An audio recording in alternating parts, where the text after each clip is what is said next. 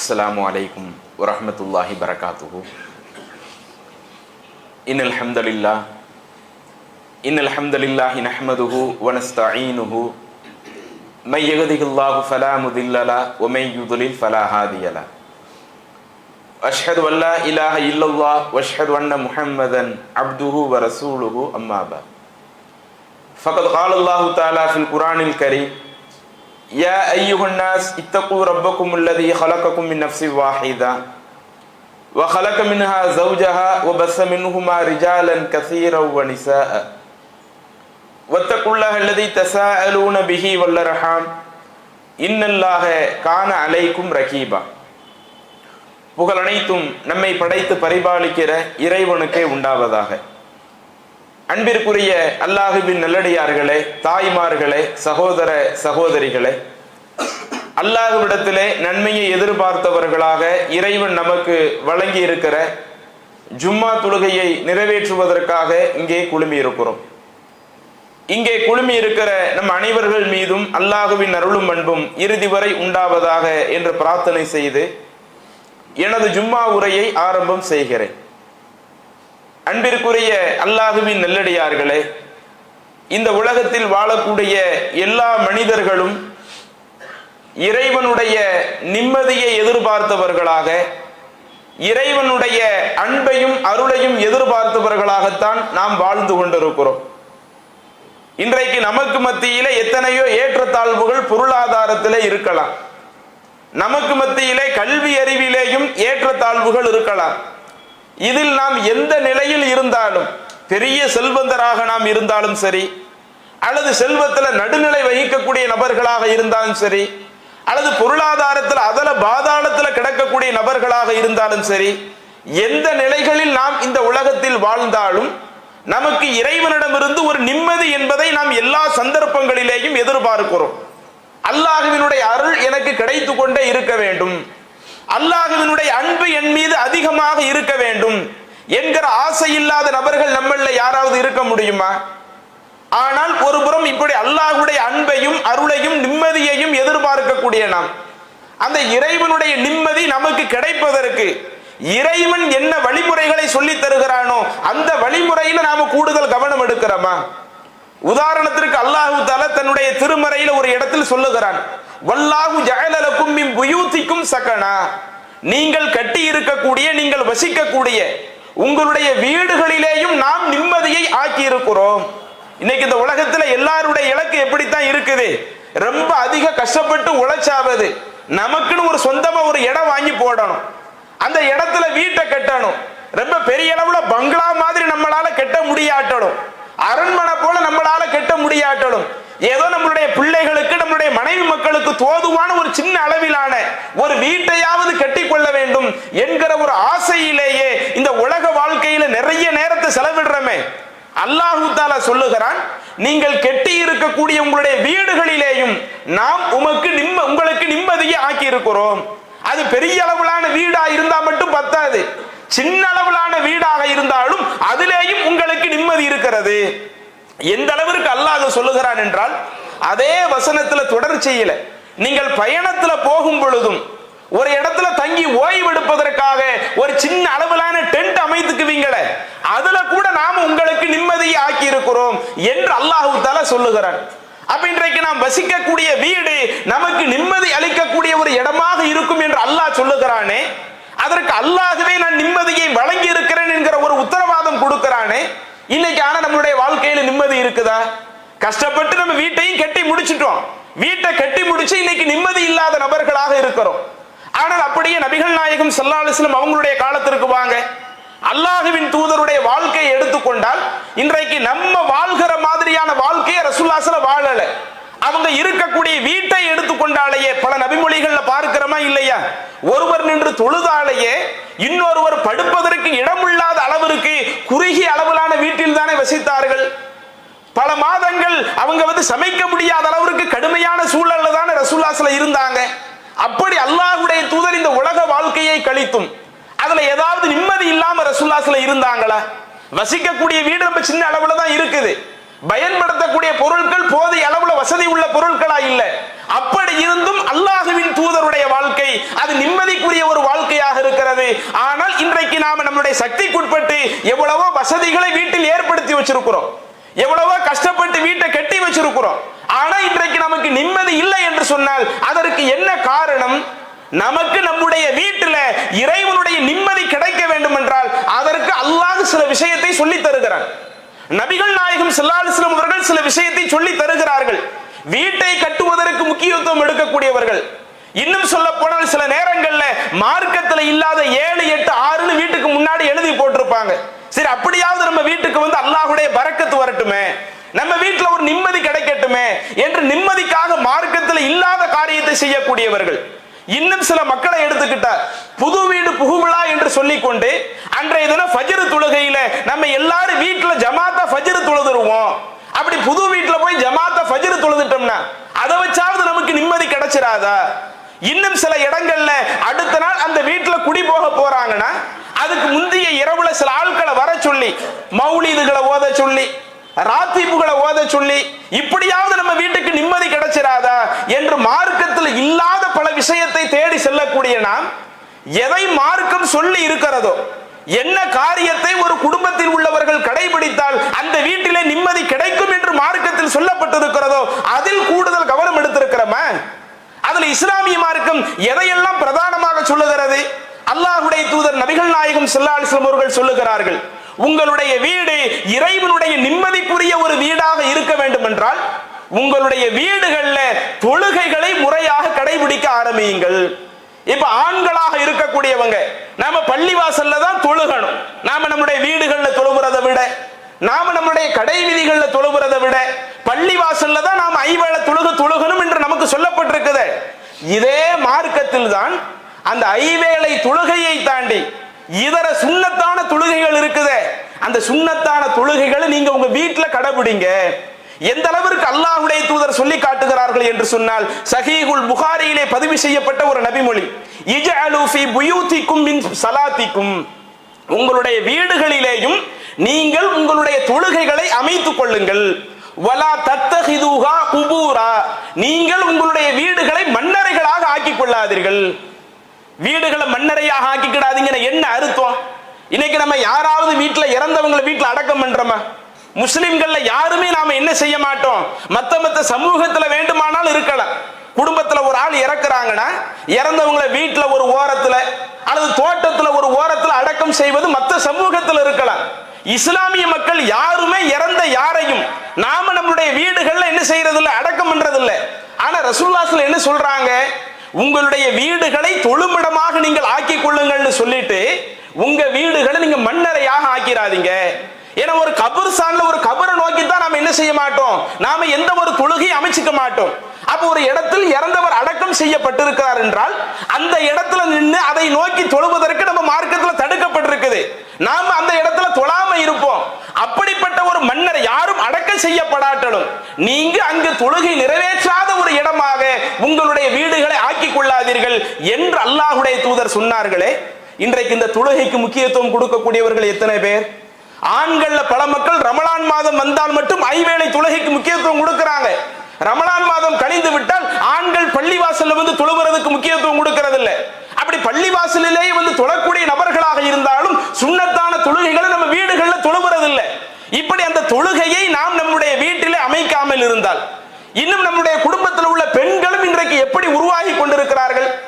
ஆரம்பத்தில் இருந்தாங்க பெண்கள் எல்லாம் வீட்டில் ஐவேளை தொழுகையை முறையாக கடைபிடிக்கக்கூடியவர்களாக பல வருடங்களுக்கு முன்னாடி இருந்தாங்க.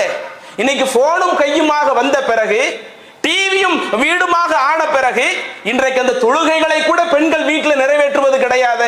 ஐவேளை தொழுகை நிறைவேற்றாம, சுன்னத்தான தொழுகைகளை நிறைவேற்றாம, இப்படி இறைவனுடைய அந்த வணக்க வழிபாடு நிறைவேற்றப்படுகிற அந்த தொழுகை நிறைவேற்றப்படுகிற ஒரு இடமாக ஒரு வீடு இல்லாமல் இருந்தால் அதுல எப்படி அல்லாஹ்வுடைய நிம்மதி இருக்கும்? இன்னும் நபிகள் நாயகம் ஸல்லல்லாஹு அலைஹி வஸல்லம் அவர்கள் இன்னொரு நபிமொழியிலே சொல்லி காட்டினார்கள். சஹீஹ் முஸ்லிமிலே பதிவு செய்யப்பட்ட ஒரு செய்தி, இதா கல்லா அஹதுக்கும் ஸலாத்த ஃபீ மஸ்ஜிதிஹி, உங்கள ஒருவர் பள்ளிவாசல்ல தொழுகையை நிறைவேற்றினாலும், பள்ளிவாசல்ல கடமையான தொழுகையை நிறைவேற்றுவீங்க, இப்படி பள்ளிவாசல்ல நீங்கள் தொழுகையை நிறைவேற்றினாலும் ஃபல் யஜ்அல் லி பைத்திஹி நஸீபம் மின் ஸலாத்திஹி, உங்க வீடுகளிலேயும் சில தொழுகைகளை நீங்கள் அமைத்துக் கொள்ளுங்கள். நீங்க தொழத்தான் செய்யறீங்க, பள்ளிவாசலுக்கு வரத்தான் செய்யறீங்க, பள்ளிவாசல்ல வந்து தொழுகை நிறைவேற்றினாலும் உங்களுடைய வீடு எப்படி இருக்கக்கூடாது, தொழப்படாத ஒரு இடமா இருந்துடக்கூடாது. உங்க வீடுகளிலேயும் நீங்கள் சில தொழுகைகளை அமைத்துக் கொள்ளுங்கள் அப்படின்னு ரசூலுல்லாஹ் சொல்லிட்டு அதற்கடுத்து அதற்கான காரணத்தை சொல்லுகிறார்கள். ஏன் நீங்க அந்த தொழுகைகளை உங்க வீட்டிலையும் கொஞ்சம் வச்சுக்கணும்? ஃபஇன்னல்லாஹ ஜாஇலுன் ஃபீ பைத்திஹி மின் ஸலாத்திஹி கைரா, யாரேனும் ஒருவர் தன்னுடைய வீட்டில் அந்த தன்னுடைய தொழுகைகளை அமைத்துக் கொள்வார் என்று சொன்னால் அதன் மூலம் அல்லாஹு தஆலா கைரன், நன்மையை வைத்திருக்கிறான். நீங்க அல்லாஹ்வுடைய நன்மையை தானே எதிர்பார்க்கிறீங்க.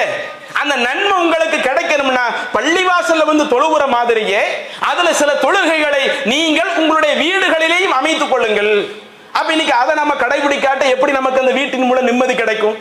அல்லாஹ் தஆலா உங்களுடைய வீட்டுல நிம்மதி வச்சிருக்கிறதா சொன்னான்ல, ஆனா இன்னைக்கு நமக்கு கிடைக்கவில்லை என்று சொன்னால் மார்க்கம் சொல்லக்கூடிய இந்த விஷயத்தை நாம் கடைபிடிக்கிறது இல்லை. அதே மாதிரி அல்லாஹ்வுடைய தூதர் சொல்லக்கூடிய இன்னொரு நபிமொழியையும் நாம் சஹீஹுல் புகாரியிலே பார்க்கலாம். ரமலான் நேரம் நெருங்குகிறது. அல்லாஹ்வின் தூதர் தனியாக ஒரு கூடாரம் அமைத்து அங்க என்ன செய்யறாங்க, மக்களுக்கு தொழுகை நடத்துறாங்க. திரும்ப அடுத்தடுத்த நாட்கள் எல்லாம் என்ன நடக்குதுன்னா, நிறைய பேர் அங்க பள்ளிவாசல்ல வந்து அந்த ரசூலுல்லாஹ் அமைத்துக் கொண்டு அந்த இடத்துல அல்லாஹ்வின் தூதரை பின்பற்றி தொழுகை அடுத்தடுத்த நாட்கள் வர ஆரம்பிக்கிறாங்க. ஒரு நாள் கழியுது, 2 நாள் கழியுது, ஒரு 3 நாள் கழிகிறது. அதற்கடுத்து ரசூலுல்லாஹ் அவங்க என்ன செய்யல, எந்த ஒரு தொழுகை நடத்தாம ரசூலுல்லாஹ் வீட்டுக்குள்ளே இருந்துட்டாங்க. அப்படி இருந்து விட்டு அதற்கடுத்து மக்களிடத்தில் வந்து சொன்னார்கள், ஃபஸல்லு அய்யுஹன் நாஸ் ஃபீ புயூதிக்கும், மக்களே நீங்கள் உங்களுடைய தொழுகைகளை உங்களுடைய வீடுகளிலேயும் ஆக்கிக் கொள்ளுங்கள். ஃபஇன் அஃலல ஸலாத்தி ஸலாத்துல் மர்இ ஃபீ பைத்திஹி இல்லல் மக்தூபா, கடமையாக்கப்பட்ட அந்த தொழுகையை தாண்டி மற்ற தொழுகைகள் இருக்குதே, அந்த மற்ற தொழுகைகளை ஒருவர் தன்னுடைய வீட்டில் தொழுவதை அல்லாஹ் மிகவும் சிறந்த நன்மையா வச்சிருக்கிறான். அதனால நீங்க உங்களுடைய வீடுகள்ல அந்த கடமையான தொழுகை அல்லாத மற்ற சுன்னத்தான தொழுகைகளை, அது இரவு நேர தொழுகைகளாக இருக்கட்டும், தஹஜத் நேர தொழுகைகளாக இருக்கட்டும், ஐவேளை தொழுகைக்கு முன்பின் சுன்னத்து இருக்குதா இல்லையா, அந்த முன்பின் சுன்னத்துகளாக இருக்கட்டும், இதை நீங்கள் உங்களுடைய வீடுகள் ஆக்கிக்குங்க என்று அல்லாஹ்வுடைய தூதர் வழிகாட்டுறாங்கன்னா, இன்றைக்கு இதை நாம முறையா கடைபிடிக்கிறோமா? இதுல நாம சில குறைகள் வைக்கிறதுனால தான் கஷ்டப்பட்டு லட்சக்கணக்கில் வீட்டை கட்டுறோம். சில ஆட்கள் கோடிக்கணக்கில் வீட்டை கட்டுறாங்க, பெரிய பங்களா மாதிரி வீட்டை கட்டுறாங்க. அப்படி வீட்டு கட்டி முடிக்கப்பட்டாலும் அங்க வீட்டுல உள்ளவங்களுக்கு நிம்மதி இல்லாமல் இருக்கிறது. அல்லாஹ்வுடைய அருள் இன்னும் எனக்கு முழுமையா வராம இருக்குது என்று ஏக்கப்படக்கூடிய அளவுக்கு இருக்கிறோம். அப்படிப்பட்ட ஒரு நிலை நமக்கு வரக்கூடாது என்று சொன்னால், நாம் கட்டி இருக்கிற வீட்டிலேயும் நமக்கு இறைவனுடைய நிம்மதி கிடைக்க வேண்டும் என்று சொன்னால், இஸ்லாம் சொல்லக்கூடிய தொழுகைகளை, உபரியான தொழுகைகளை ஆண்களாக இருந்தால் அதிகமாக நம்முடைய வீடுகளில் தொழுவதற்கு முயற்சிக்க வேண்டும். அதே போல பெண்கள் ஐவேளை தொழுகை பள்ளிவாசல்ல தொழுகிறதுக்கு அவங்களுக்கு அனுமதிக்கப்பட்டிருக்குது, வீட்டுல தொழுகிறதுக்கு அனுமதிக்கப்பட்டிருக்குது. நம்ம குடும்பத்துல எல்லாரும் தொழுகையை ஒழுங்கா கடைபிடிக்கிறாங்களா? நம்ம தாயார், நம்முடைய மனைவி, நம்முடைய சகோதரிகள், நம்முடைய மகள்கள் தொழுகையை ஒழுங்கா கடைபிடிக்கிறாங்களா? இதுல நாம கொஞ்சம் கூடுதல் கவனம் எடுத்தாலேயே அது நமக்கு அல்லாஹ்வுடைய அருள் நிறைந்த ஒரு வீடாக அமையும். அதனால தான் நீங்க ஹதீஸ்ல புரட்டி பார்த்தீங்கன்னா, ரசூலுல்லாஹி ஸல்லல்லாஹு அலைஹி வஸல்லம் பல திருமணங்கள் செய்திருந்தாங்கல்ல, அது நம்ம ஹதீஸ்ல தேடி பார்த்து வர சில மனைவியர்களுடைய வீட்டுல ரசூலுல்லாஹி ஸல்லல்லாஹு அலைஹி வஸல்லம் இரவு நேர தொழுகை தொழுது இருக்கிறாங்க. மத்த மனைவிமார்கள் வீட்டுல தொழுது செய்திகள் ஹதீஸ்ல பார்க்க முடியல. அன்னை ஆயிஷா ரலியல்லாஹு அன்ஹா அவங்க வீட்டுல ரமலான் மாதத்தையும் தாண்டி மற்ற நாட்களிலேயும் ரசூலுல்லாஹி ஸல்லல்லாஹு அலைஹி வஸல்லம் அவர்கள் தொழுது இருக்கிறார்கள். நாம் அதிகமா கேள்விப்பட்ட ஒரு நபிமொழி, நான் தொழுகையில் அல்லாஹ்வின் தூதருக்கு குறுக்கப்படுத்திருப்பேன். ரசூலுல்லாஹி ஸல்லல்லாஹு அலைஹி வஸல்லம் அவங்க தொழுகையை நிறைவேற்றுவாங்க, சுஜூதுக்கு வரும்போது என் காலில் குத்துவாங்க, குத்துன உடனே என் காலை மடக்கிக்குவேன், திரும்ப ரசூலுல்லாஹி ஸல்லல்லாஹு அலைஹி வஸல்லம் சுஜூதெல்லாம் முடிச்சிட்டு மீண்டும் நிலைக்கு வந்தா என்னுடைய காலை நீட்டிக்குவேன், ஏன்னா அன்றைய காலத்தில் எங்க வீட்டுல லைட் இல்ல என்று சொல்லக்கூடிய செய்தியை பார்க்கிறோம்ல. அப்ப ரசூலுல்லாஹி ஸல்லல்லாஹு அலைஹி வஸல்லம் ஆயிஷா ரலியல்லாஹு அன்ஹா அவங்க வீட்டுல இரவு தொழுகை போன்ற தொழுகைகளை தொழுது இருக்கிறாங்களா? அதே போல நபிகள் நாயகம் ஸல்லல்லாஹு அலைஹி வஸல்லம் அவங்களுடைய இன்னொரு மனைவி மைமூனா ரலியல்லாஹு அன்ஹா, இவங்க யாருன்னா இப்னு அப்பாஸ் ரலியல்லாஹு அன்ஹு அவர்களுக்கு சினிமா முறை வேணும். அப்போ ஒரு முறை இப்னு அப்பாஸ் அவர்களும் என்ன செய்யறாங்க, சினிமா மைமூனா ரலியல்லாஹு அன்ஹா அவங்க வீட்டுல தங்கக்கூடிய அந்த நேரத்துல நபி ஸல்லல்லாஹு அலைஹி வஸல்லம் அவர்களும் அன்றைக்கு அங்கேயே தங்குனாங்க. இரவு நேரம் வந்துச்சு, ரசூலுல்லாஹி ஸல்லல்லாஹு அலைஹி வஸல்லம் அவங்க உளு செஞ்சுட்டு தொழுகைக்கு தயாரானாங்க, தொழுகைக்கு நின்னாங்க. நானும் என்ன செஞ்சு இப்னு அப்பாஸ் அவர்கள் குறிப்பிடுகிறார்கள், நானும் அந்த தொழுகைக்காக உளு செஞ்சுட்டு ரசூலுல்லாஹி ஸல்லல்லாஹு அலைஹி வஸல்லம் அவங்களுக்கு இடது பக்கத்துல நின்னு என்னுடைய காத்தினுடைய சோனையை பிடிச்சு என்னை வலது பக்கத்துல நிறுத்தினாங்க. ஹதீஸ்ல பாக்குறோம்ல. அப்ப அல்லாஹ்வின் தூதர் தன்னுடைய மனைவியர்களுடைய வீடுகளில் இரவு நேரங்களில் இருக்கும் பொழுது இந்த மாதிரி தொழுகையை நிறைவேற்றுவது அல்லாஹு தஆலா அதன் மூலம் அவங்களுக்கு ஒரு நிம்மதி அளிக்கிறானா இல்லையா? அப்ப நாம் அந்த உபரியான அந்த தொழுகைகளை நம்முடைய வீடுகளில் தொழுவது அல்லாஹ்வுடைய நிம்மதி நமக்கு கிடைப்பதற்கு ஒரு வாய்ப்பாக இருக்கும். இதிலே நம்மிடத்தில் சில குறைபாடுகள் இருந்தால் அதை நாம் சரி செய்து கொள்ள வேண்டும். அதே மாதிரி அந்த தொழுகையை தாண்டி வேற ஏதாவது சில விஷயங்கள்ல நமக்கு நிம்மதி தரக்கூடிய விஷயங்கள் மார்க்கத்தில் சொல்லப்பட்டிருக்குதா என்று பார்த்தால் இன்னும் சில விஷயங்கள் சொல்லப்படுகிறது. அதுல முக்கியமா சொல்றதா இருந்தா, இறைவனுடைய வேதம் குர்ஆன் இருக்குதா இல்லையா, அந்த அல்லாஹ்வுடைய வேதத்தை வீட்டுல நீங்க எடுத்து வச்சு படிங்க. இன்னைக்கு நம்ம வீட்டுல எத்தனை பேர் வீட்டுல குர்ஆன் படிக்கப்படுது கொஞ்சம் யோசிச்சு பாருங்க. 24 மணி நேரம் ஒரு பக்கம் டிவி ஓடிக்கிட்டு இருக்குது, இளைஞர்களுடைய கைகள்ல பேஸ்புக்ல உள்ள ரீல்ஸ் ஓடிக்கிட்டு இருக்குது, வாட்ஸ்அப்லயே நிறைய நேரத்தை செலவழிக்கிறாங்க. இப்படி தேவையற்ற எவ்வளவோ பல விஷயங்கள் வீடுகளிலே ஓடிக்கொண்டிருக்கிறது. குர்ஆன் ஓதக்கூடிய பழக்கம் எத்தனை வீடுகள்ல இருக்குது?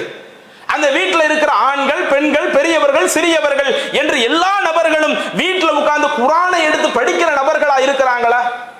இன்னைக்கு குர்ஆனை படிக்கிறதுல நமக்கு அது எதைத்தான் டைமா வச்சிருக்கிறோம், ரமலான் மாசம் வரட்டும், ரமலான்ல நாம எடுத்து ஓதிக்குவோம், அல்லது பள்ளி வாசல்ல ஒவ்வொரு ஜும்மாவுக்கு நம்ம சீக்கிரம் போயிட்டோம்னா ஆரம்பத்தில் 2 ரக்காய் தொழுதுட்டு பயான் ஆரம்பிக்கிறதுக்கு முன்னாடி வர குர்ஆனை ஓதிக்குவோம். இப்படி குர்ஆன் ஓதுறதுக்குன்னு ஒரு டயத்தை நாம வச்சிருக்கிறோமே, வீட்டுல உட்கார்ந்து குர்ஆனை நாம் ஓதுகிறோமா? அல்லாஹ்வுடைய வேதத்தை நாம் நம்முடைய வீடுகளிலே இருந்து படிப்போமேயானால் அது அல்லாஹ்வுடைய அருள் நிறைந்த ஒரு வீடாக நம்முடைய வீடு அமைகிறதுக்கு வாய்ப்பா இருக்குமே. அல்லாஹ்வின் தூதர் சொன்ன ஒரு நபிமொழி சுனனு தாரமி என்ற ஹதீஸ் கிரந்தத்திலே பதிவு செய்யப்பட்ட ஒரு செய்தி. அபூ ஹுரைரா அவர்கள் குறிப்பிடுகிறார்கள், நபி ஸல்லல்லாஹு அலைஹி வஸல்லம் அவர்கள் சொன்னார்கள், இன்னல் பைத்தல யத்தஸிஉ அலா அஹ்லிஹி வ தஹ்துருஹுல் மலாயிகா வ தஜ்சுருஹு ஷயாத்தீன் வ யக்ஸுருஹு கைருஹு யுக்ரா ஃபீஹில் குர்ஆன். எந்த வீடுகளிலே குர்ஆன் முறையாக ஓதப்படுகிறதோ அப்படி முறையாக ஓதப்படுகிற அந்த வீடு தான் அந்த குடும்பத்தார்களுக்கு ஒரு விசாலமான ஒரு வீடாக இருக்கும். வீட்டு என்பது நெருக்கடியா இருந்தாலும் உள்ள தளவில் அவங்களுக்கு அது ஒரு விசாலமா ஏற்படணுமா, அந்த வீடுகள்ல குர்ஆன் ஓதப்படணும். அதே மாதிரி தஹ்ருருஹுல் மலாயிகா, மலக்குமார்கள் அந்த வீடுகளிலே ஆஜராகுவார்கள். வ தஹ்ஜுருஹு ஷயாத்தீன், ஷைத்தான் அந்த வீட்டை விட்டு விரண்டு ஓடிடுவான். இன்னைக்கு நாம நம்ம வீட்டை விட்டு சைத்தானை விரட்டி அடிக்கிற நபராளா இருக்கிறாமா, அல்லது வெளியே போகக்கூடிய சைத்தானை வீட்டுக்குள்ள இழுத்து வைக்கிற நபரா இருக்கிறோமா? எல்லாம் அவ்வளவு பல கெட்ட விஷயங்கள் நம்ம வீட்டுல நடக்குது. ஆனால் குர்ஆனை ஓதுனா சைத்தான் ஓடுவான்னு சொன்னாங்கல்ல, அந்த வீட்டுல சைத்தான் உள்ள வருவதே அது அவனுக்கு ஒரு தடையாக இருக்கும்னு அல்லாஹ்வுடைய தூதர் சொன்னாங்கல்ல, இது நாம கடைபிடிக்கிறோமா? இன்னும் அல்லாஹ்வுடைய தூதர் அதிலேயே தொடர்ச்சியாக சொன்னார்கள், வ இன்னல் பைத்தல யுலையகு அலா அஹ்லிஹி வ தஹ்ஜுருஹுல் மலாயிகா வ தஹ்துருஹு ஷயாத்தீன் வ யகில்லு கைருஹு இல்லா யுக்ரவு ஃபீஹில் குர்ஆன்.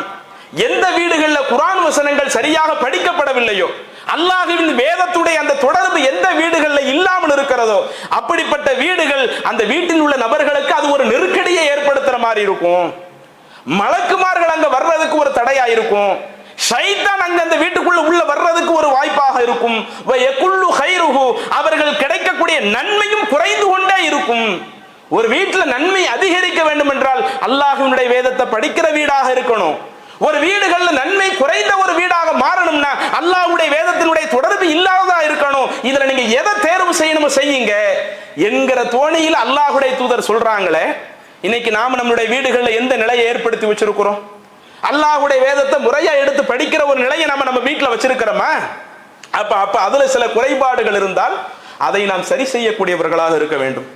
இன்னொரு நபிமொழியில் இது தொடர்பாக ரசூலுல்லாஹி ஸல்லல்லாஹு அலைஹி வஸல்லம் அவர்கள் சொல்லுகிறார்கள், சஹீஹ் முஸ்லிமிலே பதிவு செய்யப்பட்ட ஒரு செய்தி, லா தஜஅலு புயூதகும் மகாபிர், நீங்கள் உங்களுடைய வீடுகளை மண்ணறைகளாக ஆக்கிக் கொள்ளாதீர்கள்.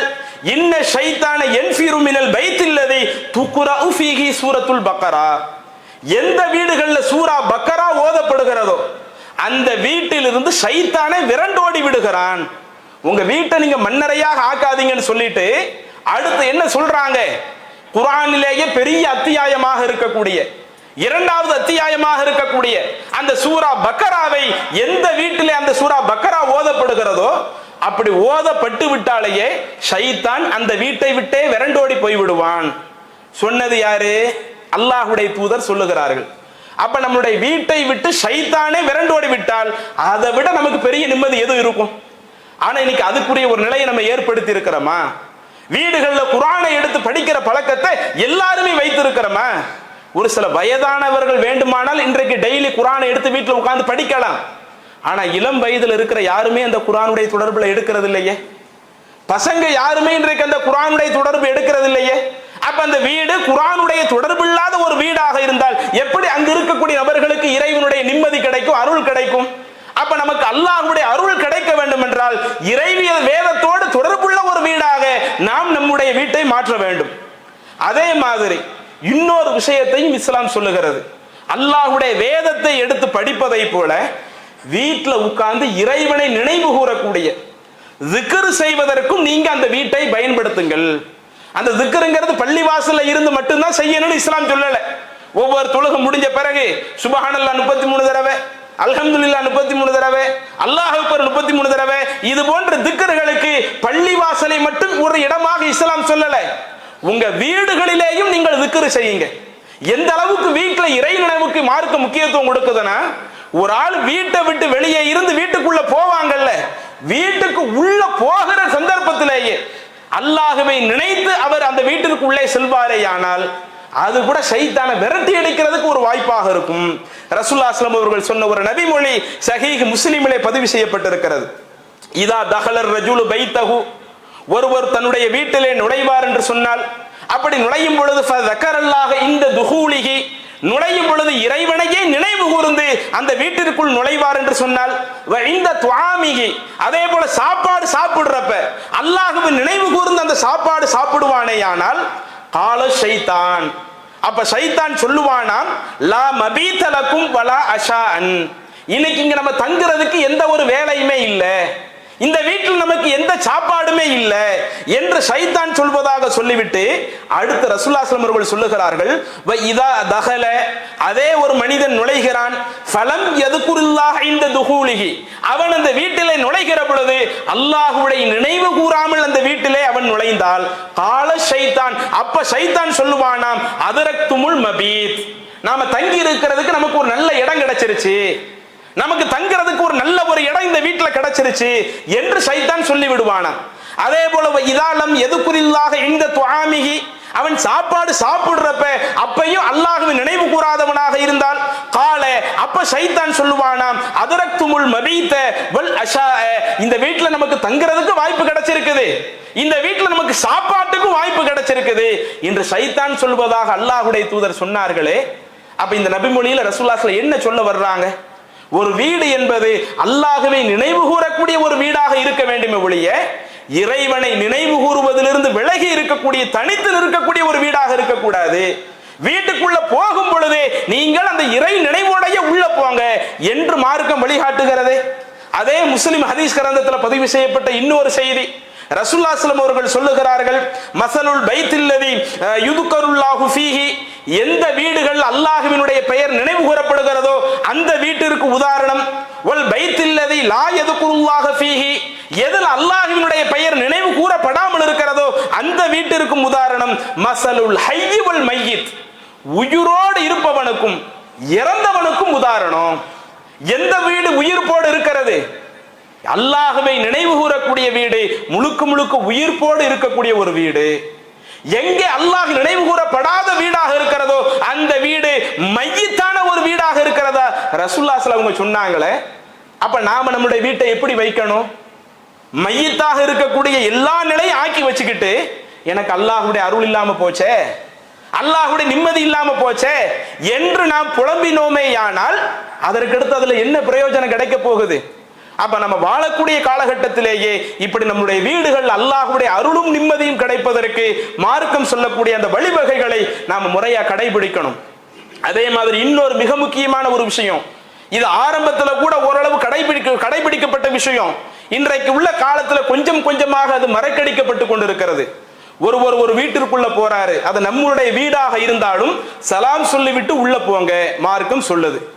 நம்ம சொந்த வீடா இருந்தால் சலாம் சொல்லிட்டு உள்ள போலாம், அனுமதி கேட்க தேவையில்லை, ஒரு குறிப்பிட்ட ஒரு 3 நேரத்தை தவிர மற்ற நேரத்தில் அனுமதி இல்லாம நம்ம வீட்டுக்குள்ள போயிடலாம். அதுவே அடுத்தவங்க வீடா இருந்தா சலாமும் சொல்லிட்டு போகணும், அவங்கள்ட்ட அனுமதியும் கேட்டு உள்ள போகணும் இப்படின்னு மார்க்கம் சொல்லுதே. இதை எத்தனை பேர் கடைபிடிக்கிறோம்? இன்னைக்கு நாம நம்மளுடைய வேலை முடிச்சுட்டு மத்தியானம் சாப்பாட்டுக்கு போறோம் அல்லது நைட்டு வீட்டுக்கு உள்ள போறோம், நாம சலாம் சொல்லிட்டு போறோமா? நம்ம பிள்ளைங்க ஸ்கூலுக்கு போயிட்டு வர்றாங்க, டியூஷன் போயிட்டு வர்றாங்க, வெளியே ஏதாவது ஒரு தேவையை முடிச்சுட்டு வர்றாங்க, வரக்கூடிய பிள்ளைங்க எங்க நம்ம வீட்டில் இருக்கக்கூடிய எல்லா நபர்களுக்கும் அஸ்ஸலாமு அலைக்கும்னு சொல்லக்கூடிய அந்த தன்மையை நாம் வளர்த்து விட்டுருக்கிறோமா? சின்ன பிள்ளைகளுக்கும் நாம ஒழுங்கா கற்பிக்கிறது இல்லை, பெரியவர்களும் அதை முறையா கடைபிடிக்கிறது இல்லை. சரி, அப்படி சலாம் சொல்றதுனால நமக்கு என்ன நன்மை இருக்குது அதை யோசிச்சு பாருங்க. அஸ்ஸலாமு அலைக்கும்னா என்ன அர்த்தம்? உங்களுக்கு அல்லாஹ்வுடைய சாந்தி வரட்டும். நம்ம வீட்டுக்குள்ள போகும்போது வீட்டுல நம்ம குடும்பத்தார்கள் இருக்க போறாங்க, உங்களுக்கு அல்லாஹ்வுடைய சாந்தியும் அல்லாஹ்வுடைய ரஹ்மத்தும் அல்லாஹ்வுடைய பரக்கத்தும் வரட்டும். அவங்க ரிப்ளை பண்றாங்கன்னு வைங்க, வலைக்கும் ஸலாம் வ ரஹ்மத்துல்லாஹி பரக்காத்துஹு, அப்படி அவங்க ரிப்ளை பண்ண உங்களுக்கு அல்லாஹ்வுடைய சாந்தி அருள் பரக்கத்து வரட்டும். இப்படி அல்லாஹ்விடத்துல துஆவை கேட்கக்கூடிய, அல்லாஹ்விடத்துல அமைதியை கேட்கக்கூடிய ஒரு அழகான ஒரு வழிமுறையை இஸ்லாமிய மார்க்கம் நமக்கு சொல்லி தருது. நாம நம்ம வீட்டுக்கு உள்ள போகும்போது யாரா இருந்தாலும் அதை தவறாம கடைபிடிங்கின்ற அளவுக்கு மார்க்க வழிகாட்டுது. அப்ப இது போன்ற துஆக்களை நாம அதிகப்படுத்தணும்னா வீடுகள்ல போகக்கூடிய எல்லா சந்தர்ப்பங்களிலேயும் இந்த சலாம் சொல்லுகிற ஒரு பழக்கத்தை நாம வளர்த்துக்கிட்டாலேயே, உள்ள இருக்கிறவங்க அதற்கு மறுமொழி சொல்லக்கூடிய, அதற்கு பதிலளிக்கக்கூடிய பழக்கத்தை வளர்த்துக்கிட்டாலேயே நாம ஒருவருக்கொருவர் அல்லாஹ்விடத்துல உதவியை தேடுகிற பொழுது அது இறைவனால் ஏற்றுக்கொள்ளப்பட்ட ஒரு நேரம் ஆயிடுச்சுன்னு வைங்க, அல்லாஹ்வுடைய அருள் நமக்கு கடைசி வரை இருக்கும்ல, அல்லாஹ்வுடைய சாந்தி நமக்கு கடைசி வரை இருக்கும்ல. அப்ப அந்த அல்லாஹ்வுடைய அன்பும் அருளும் கிடைப்பதற்கு அந்த சலாம் சொல்லக்கூடிய ஒரு வழிமுறையை மார்க்கம் சொல்லுகிறது, அதை நாம கடைபிடிக்காம இருக்கிறோம். அப்ப இதுல உள்ள அந்த குறைபாடுகளை எல்லாம் நாம் சரி செய்து கொள்ள வேண்டும். இறுதியாக இன்றைக்கு சில வீடுகள்ல டைல்ஸ்ல கூட பார்க்கலாம், சில நேரங்கள்ல உருவப்படங்கள் இருக்கிறது. ஆரம்பத்தில் உருவப்படத்தை அதிகமாக வெறுத்த சமுதாயமாக இந்த இஸ்லாமிய சமூகம் இருந்துச்சு. மத்த சமூகத்தில் என்ன செய்வாங்க, அந்த வீட்டில் உள்ள பெரியவங்களை உருவமாக அவங்க போட்டோவாக மாட்டி வைத்திருப்பார்கள். இறந்து விட்டால் அந்த போட்டோவில் மாலைகளை மாட்டி வைத்திருப்பார்கள். அந்த பழக்கம் நம்ம சமூகத்தில் யார்கிட்டையுமே ஆரம்பத்தில் இல்லாம இருந்துச்சு. கேட்டா அந்த உருவப்படம் வைக்க கூடாது என்று நாம விளங்கி இருந்தோம். ஆனால் இன்றைக்கு சில வீடுகளில் பார்க்கும் பொழுது அந்த வீடுகளில் உள்ள டைல்ஸ்ல அதுல சில உருவங்கள் பொறிக்கப்படுகிறது. அதை அவங்க கவனிக்காம இருக்கிறாங்க. அதுல சில நேரங்கள் அலட்சியமாக இருக்கிறாங்க. அப்ப இதுல மார்க்கம் நமக்கு என்ன சொல்லுகிறது? அல்லாஹ்வுடைய தூதர் சொல்லி காட்டுகிறார்களா இல்லையா? எந்த வீடுகள்ல உருவப்படங்கள் இருக்கிறதோ, எந்த வீடுகள்ல நாய் இருக்கிறதோ அங்கே வானவர்கள் நுழைய மாட்டார்கள். வானவர்கள் அருளை கொடுக்கக்கூடிய வானவர்கள், அல்லாஹ்வுடைய அருளை கொண்டு வரக்கூடிய வானவர்கள் இருக்கிறாங்களா இல்லையா? அந்த வானவர்கள் உருவப்படங்கள் இருக்கக்கூடிய நாய் இருக்கக்கூடிய வீட்டில் நுழைய மாட்டார்கள் அல்லாஹ்வுடைய தூதர் சொன்னார்களே. இன்றைக்கு நாம் வீடு கட்டுகிறோம் என்ற பெயர்ல இது நல்ல ஸ்டைலா இருக்குது, மற்ற அந்த டைல்ஸினுடைய ஸ்டைலுக்கு முக்கியத்துவம் கொடுத்து விட்டு அதுல உள்ள சில உருவங்களை நாம் கவனிக்காமல் விட்டு விட்டால் அது கூட நமக்கு அல்லாஹ்வுடைய அருள் கிடைக்காமல் போவதற்கு, அருளை கொண்டு வரக்கூடிய வானவர்கள் இல்லாமல் போவதற்கு அது ஒரு காரணமாக போய்விடும். அப்ப இதையும் கொஞ்சம் கவனத்தில் கொண்டு இப்படி மார்க்கம் என்னென்ன விஷயங்களை நாம நம்முடைய வீடுகளில் கடைபிடித்தால் அல்லாஹ்வுடைய நிம்மதியும் அருளும் கிடைப்பதாக மார்க்கம் சொல்லுகிறதோ அது போன்ற விஷயங்கள்ல கூடுதல் கவனம் எடுத்து நடக்கக்கூடிய நன்மக்களாக நாம மாறுவோம். அல்லாஹ் அப்படிப்பட்ட ஒரு வாய்ப்பை நமக்கு தருவானாக என கூறி முதல்வர் நிறைவு செய்கிறேன். அஸ்ஸலாமு அலைக்கும்.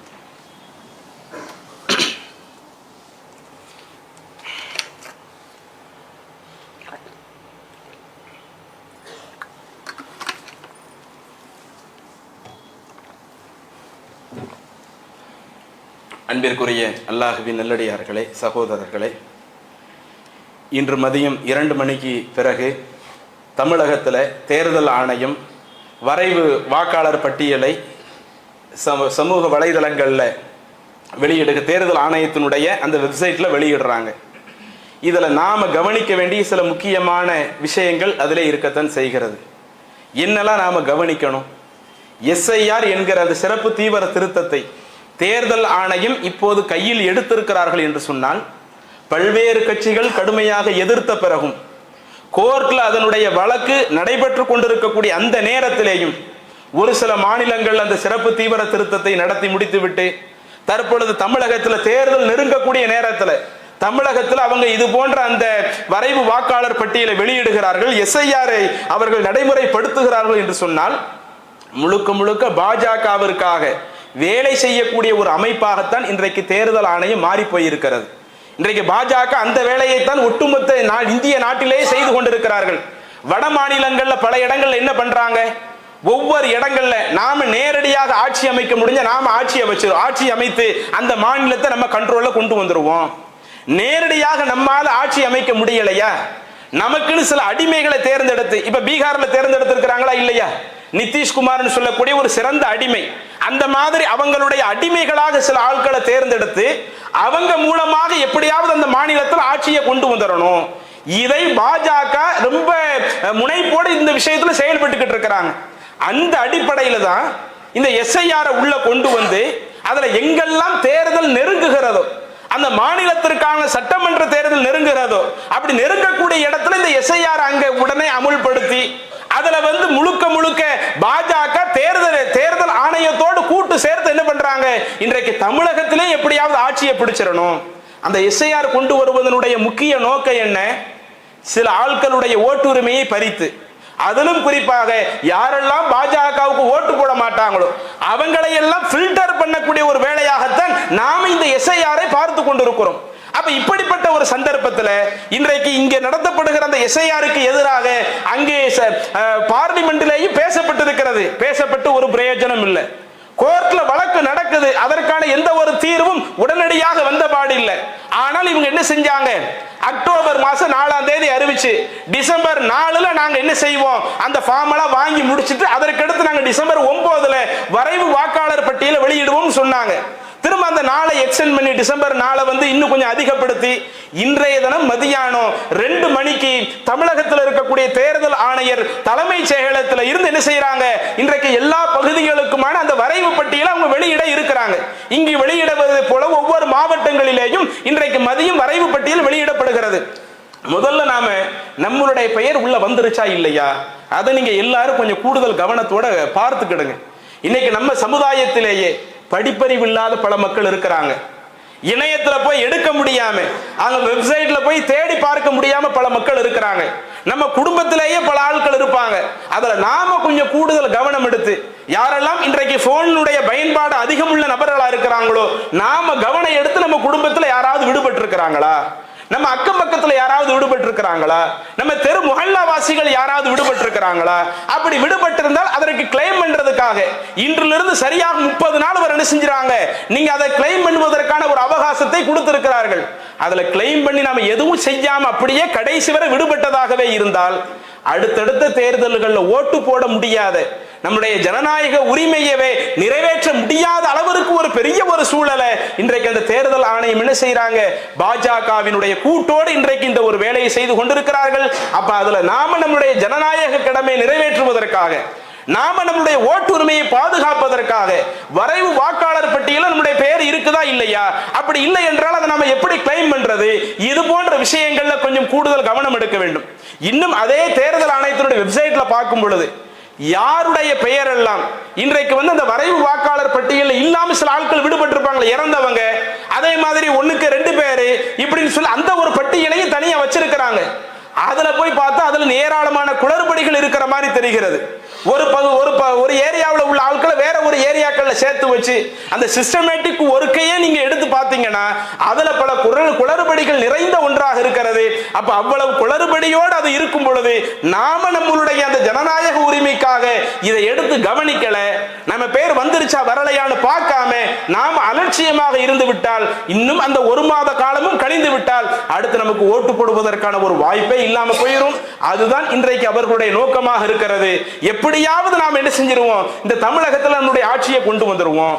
நேரடியாக நாம வர முடியாவிட்டாலும் இங்கேயும் நமக்குன்னு சில அடிமைகள் இருக்கிறாங்களே, அந்த அடிமைகளை வச்சு தமிழகத்திலேயும் நாம வந்து நம்மளுடைய செல்வாக்கு நிலைநிறுத்துவோம் என்று பாஜக ஒரு குறிக்கோளோடு இருக்கிறது. அப்ப அவர்களுக்கெல்லாம் சம்மட்டி அடி கொடுக்கக்கூடிய விதமாக, நாம நம்மளுடைய உரிமைகளை நிலைநாட்டக்கூடிய விதமாக நம்முடைய பெயர் இருக்குதா இல்லையா அதை நீங்க பார்த்து கொள்ளுங்க. அப்படி விடுபட்டால் அந்த 1 மாதத்திற்குள்ள நம்மளுடைய அதை கிளைம் பண்ணி நாம வந்து நம்மளுடைய ஓட்டுரிமை பெறுவதற்காக முயற்சி எடுக்க வேண்டும். தெரியாத நபர்களுக்கும் அதை சொல்லிக் கொடுத்து இப்படி நாம நம்மளுடைய ஓட்டுரிமையை பாதுகாப்பதற்காக பாடுபடக்கூடிய நன்மக்களாக அல்லாஹ் நம்மை ஆக்குவானாக என கேட்டுக்கொண்டு நிறைவு செய்கிறேன். வாஹிரு தஅவானா அனில்